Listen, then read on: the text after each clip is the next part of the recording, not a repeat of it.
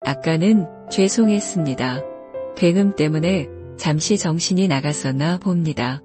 내려갈 때는 제가 앞장을 서겠습니다. 정 주임이 미안하다는 표정으로 고개를 주걱거리며 말했다.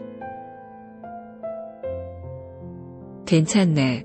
사람이 그럴 수도 있지. 자, 보게나. 아무 일도 없지 않나? 괴물 같은 건 영화에서나 나오는 거라고. 그나저나 올라올 때 6시간 걸렸으니 내려갈 때는 속도를 좀 내야겠어. 그래도 명색이 파수꾼인데 자존심이 있지. 일반 관광객처럼 한라산을 12시간 동안 오르내릴 수는 없지 않은가? 아무리 눈이 쌓였다고 해도 말이야. 하산은 성판 앞쪽으로 가세. 험하긴 해도 그 길이면 4시간 안에 마무리할 수 있을 거야. 그렇게 하시죠.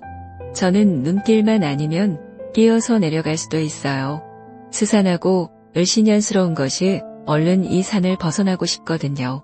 그때 다시 칠판을 손톱으로 긁는 듯한 소리가 울렸고 둘은 누가 먼저랄 것도 없이 짐을 챙겨 하산하기 시작했다. 그리고 잠시 후 진달래 대피소에 도착할 수 있었는데 두 사람 모두 급하게 내려오느라 한겨울임에도 불구하고 이마에 땀이 흐르고 있었다. 박주임님, 혹시 불가사리라고 들어본 적 있으세요? 고려말 닥치는 대로 금속을 먹으며 계속 성장해 사람들의 공포에 떨게 만들었다는 설화 속 괴물 말입니다. 외모는 사자와 비슷하게 생겼는데 강력한 꼬리와 엄청나게 거대한 엄니가 입 양쪽에 달려 있었다고 하잖아요. 잘 알지. 한때 내가 교편을 잡았었다는 사실을 잊지 말게.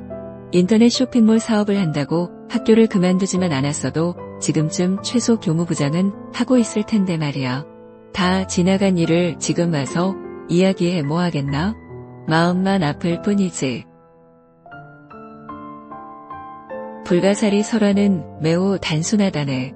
어느 날 나라에서 스님들을 모두 잡아들이라는 포고령을 내리자 절에 있던 스님들은 도망을 다니는 신세가 되었어.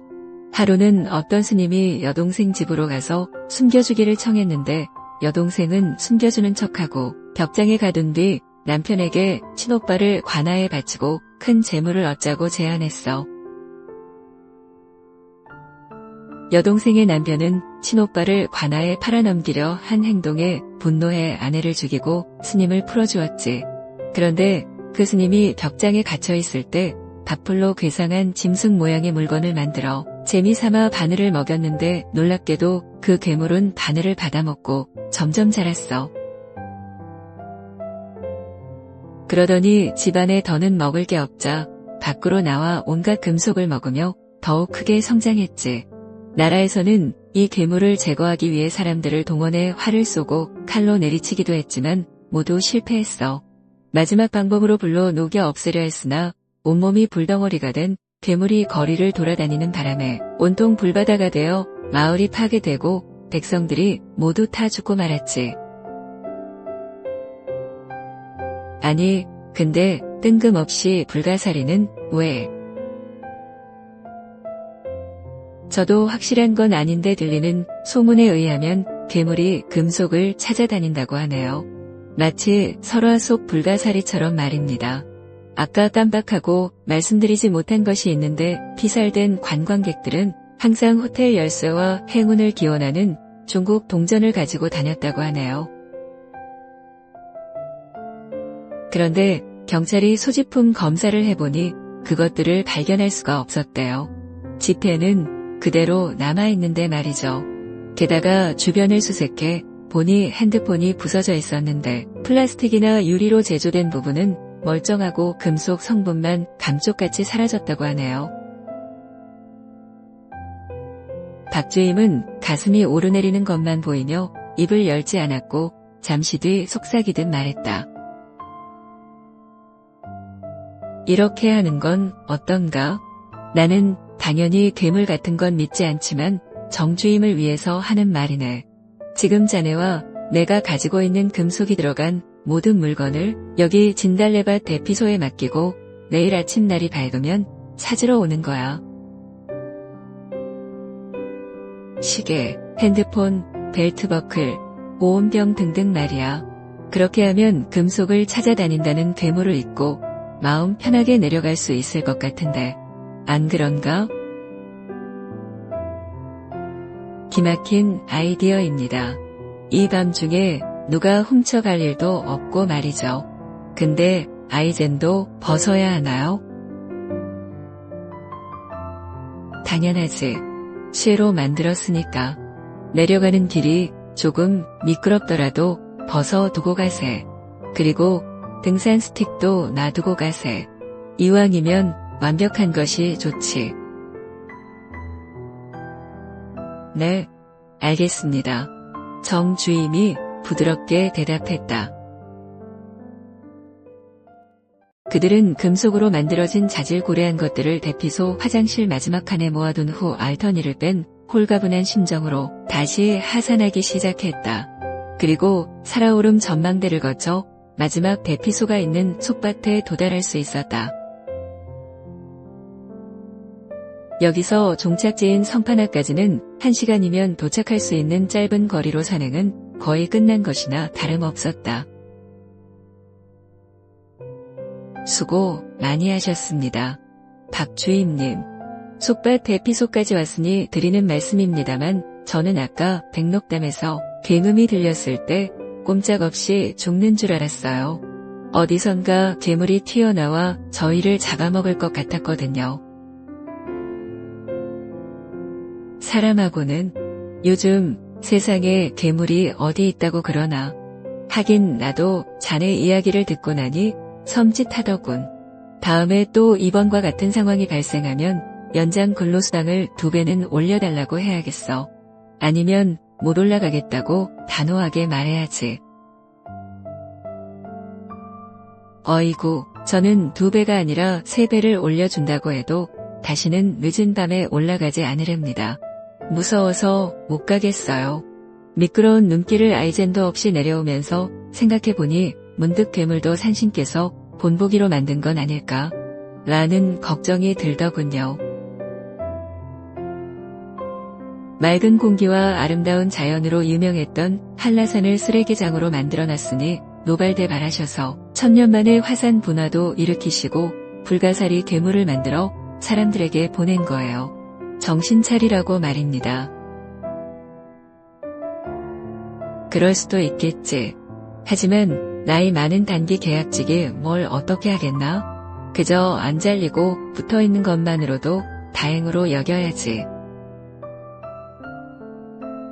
저도 그렇게 생각하기는 하는데 어딘가 좀 깨름칙한 부분이 있어요. 백록담에 쓰레기 버리는 것을 허가한 도지사를 저희가 뽑아준 거잖아요. 별다른 대안이 없으니 그랬을 거라고 추측은 되지만 지금 와서 생각해보면 애초에 잘못된 결정을 내린 것 같아요.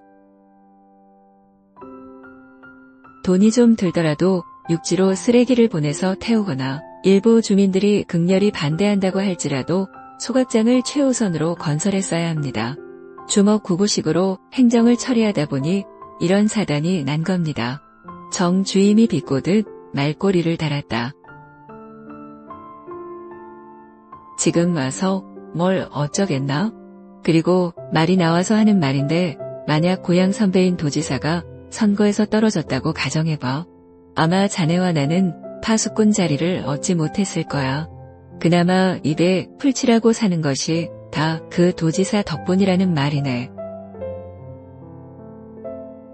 그러니 정 주임도 딴 남을 먹지 말고 다음 선거에서도 계속 밀어줘야 해. 박 주임의 목소리에 짜증이 깃들었다. 아무리 그래도 이번은 아닌 것 같아요. 사실 도지사가 제주도에서 제일 큰 폐기물 업체 사장이라는 것을 모르는 사람은 없잖아요. 남자가 의리가 있어야지. 뭐 하나 마음에 안 든다고 일관성 없이 아침 저녁으로 변해서 쓰겠나. 나를 봐서 좀 참아주게. 많이 배운 박 주임님께서 그렇게까지 이야기한다면야 더 이상 토달지는 않겠습니다. 하지만 이상한 건 이상한 겁니다. 고맙네. 조금만 더 기다려봐. 분명 도지사께서 특단의 대책을 내놓으실 거야. 마음이 누그러진 정주임이 제주도 방언으로 쾌활하게 대답했다. 경해 시민 얼마나 좋고 말씀. 사람하고는 내 말 믿으라니까. 곧 좋은 날이 올 거야. 긴장이 풀리니 담배 생각이 간절하군. 여기서 한 대씩 피우고 내려가세. 내가 원래 규정을 지키느라 산에서는 절대 담배를 피우지 않는데 지금은 한 대 피워야겠구먼.